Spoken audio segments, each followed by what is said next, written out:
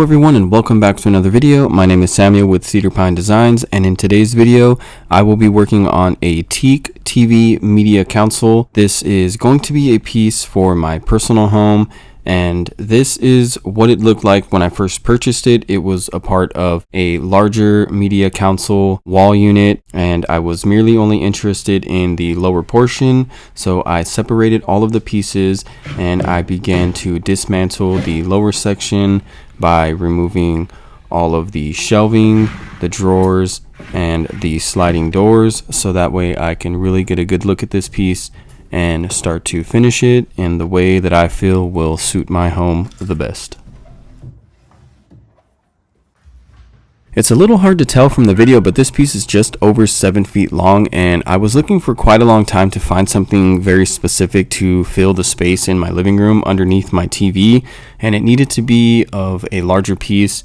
And this one I found on Facebook Marketplace, and it was perfect. It ran me about $200, and I do have the rest of this TV console in my storage, and I'm not really sure what I'm going to do with it yet. But in this clip of the video, I am removing the 2 screws that hold on the metal track for that door. There are 6 other screws that hold the top of the door on that are like a plastic slider. I couldn't get any good angles of those. It was a pain to get those off, but at the end of the day, I did get them removed. And then I move on to removing the base, because I have something in mind later on to reuse some of this base and add some legs to kind of get it off of the floor.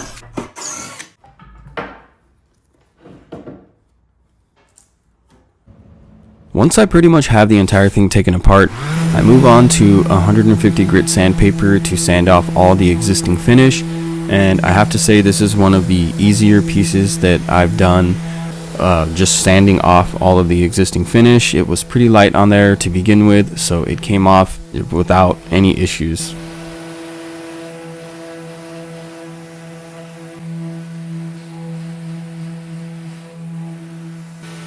At this point in the project, I'm still a little confused at what I wanted to do as far as the finish. I know I wanted to go darker, so in between sanding I tried a little bit of water testing to see what the color of the natural veneer would look like. And because it is teak, it came out a very orange color, which wasn't really going to go with what I have in my house now. So I decided to stain it a dark walnut color, and I know that it's not going to really look like a true dark walnut because it's going to have some orange tones in the background, but I really personally like a brown with a little bit of red in the background, just to give it a little bit more of a rich color. And I have to say, the color in the end came out perfect. I was a little skeptical at first, but it does work out.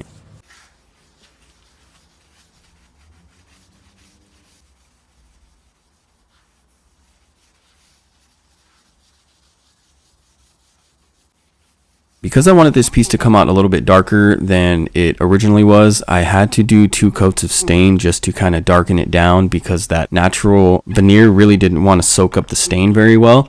So after doing so and letting it dry for 24 hours, I went back with some water-based polyurethane to seal everything, and I always do about 3 coats, but because this was going in my house and I do have children, I'm doing about 4 coats just to give it some extra durability, so that way it can kind of resist scratches and anything else that kids can do to these pieces.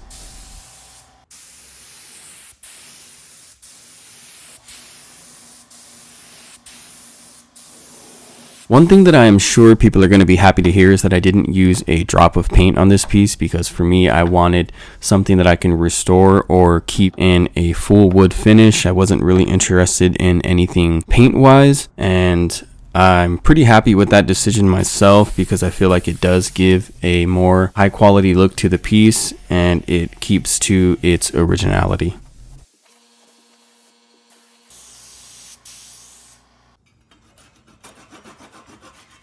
Now that everything's pretty much sealed, I did actually seal the base as well, because I wanted to just kind of get that out of the way.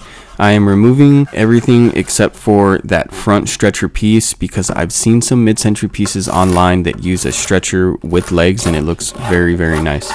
So with these drawers, they were kind of falling out of the track, and the glue seemed to be very dry and just kind of not holding on anymore. So I just removed all of the old glue out of the cracks and I just refilled it with some more glue, and then I let that dry.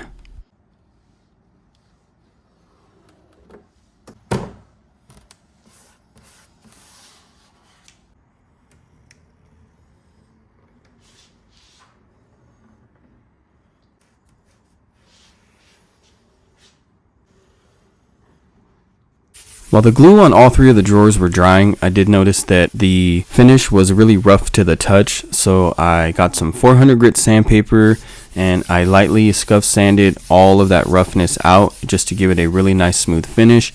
And I go over it with my last finish coat, and I really like to go with a heavier coat, especially on the high traffic areas.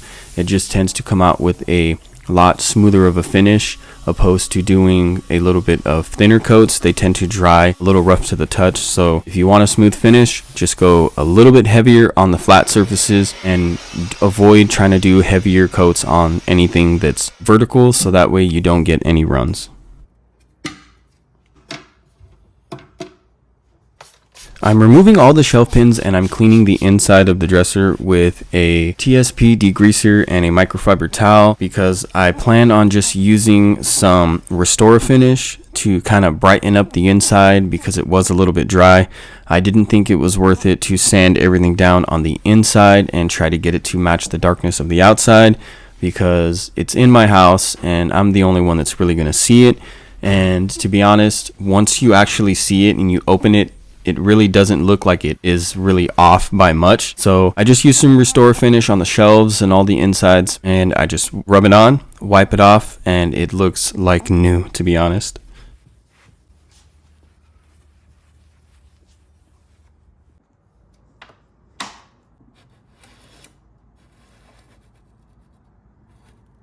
I'm setting my table saw up to about 2.5 inches because the stretcher that was there originally was to get the piece kind of off the ground just a little bit, and I felt that it was a little too thick for me to use along with the legs and the design that I'm going with. So I just ripped it down to 2.5 inches, and then I'm going to be cutting it into pieces later on so that I can fit the legs right in between it.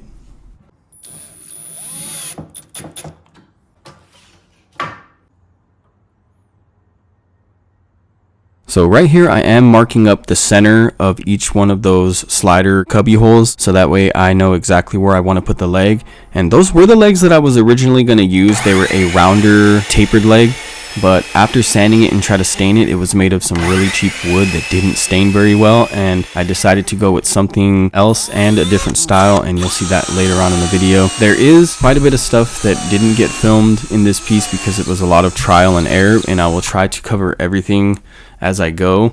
And as you can see, I created a taper jig because those are the legs that I'm going to be using moving forward. The first set that I ordered was an 8-inch. These are actually 12-inch, but I felt that they were just a little too thick for the piece, so I created this jig just so I can take off a couple of 1/8 of an inch on two sides of this leg, so that way I can kind of bring in the thickness of it and it will fit this piece a lot better.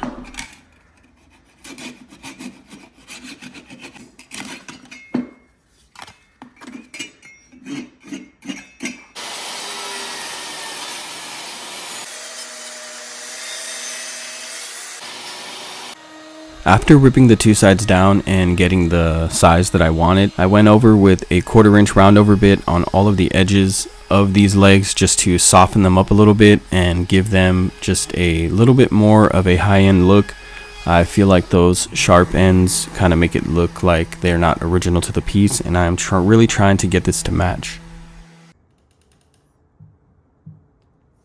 In order to get the legs to sit flush with the dresser, I had to drill out some holes that don't go all the way through, because obviously if I did go all the way through, it would come out of the inside of the cabinet and that would just ruin it. So you got to be careful with drilling those holes out so that way the fastener can fit that actually holds on to the leg itself. And here I'm just dry fitting it because I just want to make sure that the cuts that I made on that stretcher are going to line up absolutely perfect like they just did right now, and I was actually blown away that it worked the first time.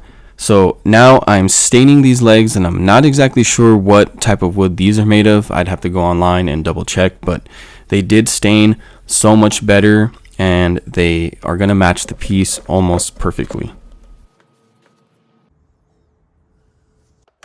So right here at this point in the video, I am just cutting some angles to the ends of the stretcher because I didn't want the stretcher to just end flat like that at the ends. And I've seen in other mid-century modern pieces that those ends are kind of flared up in an angle, and I think it looks really good. And I decided that I did want a pop of color on here, and so I went with some brass handles, and I measured out the 3 drawers so that I can install these handles from the back, so that way I don't have to really drill any holes into the piece, and I can remove them later on if I wanted to. I think it just makes for a really nice pop in color against all of that dark wood.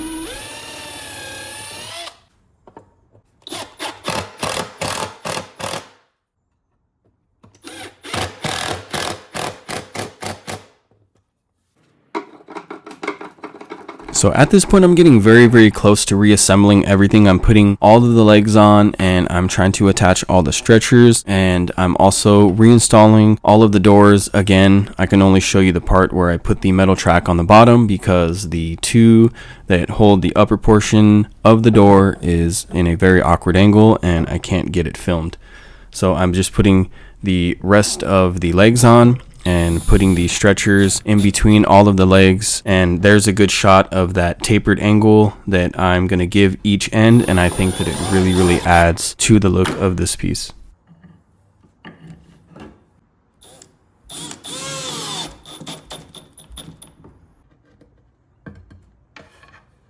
Once the legs, doors, and stretchers are on, it is time to get the shelf pins in and install the shelves. And before I put any of the drawers back in, I like to use S.C. Johnson's paste wax to wax up all of the drawer guides, so that way everything slides nice and smooth, because they do tend to bind if they get dried out and if you have a lot of stuff inside of the drawers.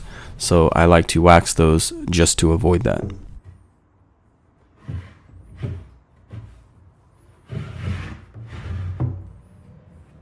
So this is always my absolute favorite part, is putting all the drawers back in, because now I get to take a step back and look at what all my hard work has led up to. And this is exactly what I was looking for, but prepare for an oversight on my part. I found that the doors, when they go to slide open, those handles interfere with it. So I was very bummed out, and I had to come up with another solution to add some color into this piece. So I did remove all of those handles, patching the little holes and color matching them off camera because I just didn't have the time to do it. So I decided to go with handles on the doors instead, so that way I can give this piece a pop of brass. And I think that the style that I chose complements this piece very well, and I'm actually glad that I went this route, because those doors can be a little awkward opening them from the edges. So this is the handle that I chose, and please let me know if you think that the handles on the drawers or the handles on the doors looked nicer.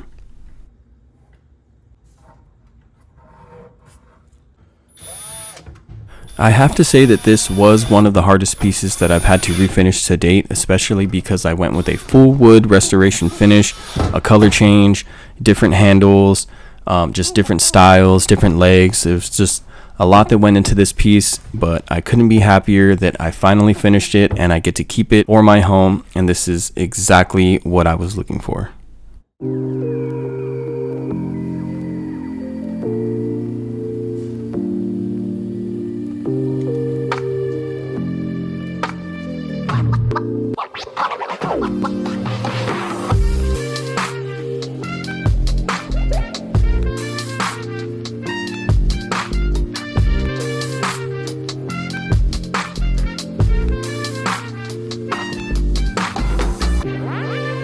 As I said earlier in the video, this was a very challenging project, and I do not have numbers for you because this is the first piece that I actually get to keep for myself and for my house, and I couldn't be prouder, and I am going to cherish and keep this piece forever, and I do not have any plans to get rid of it.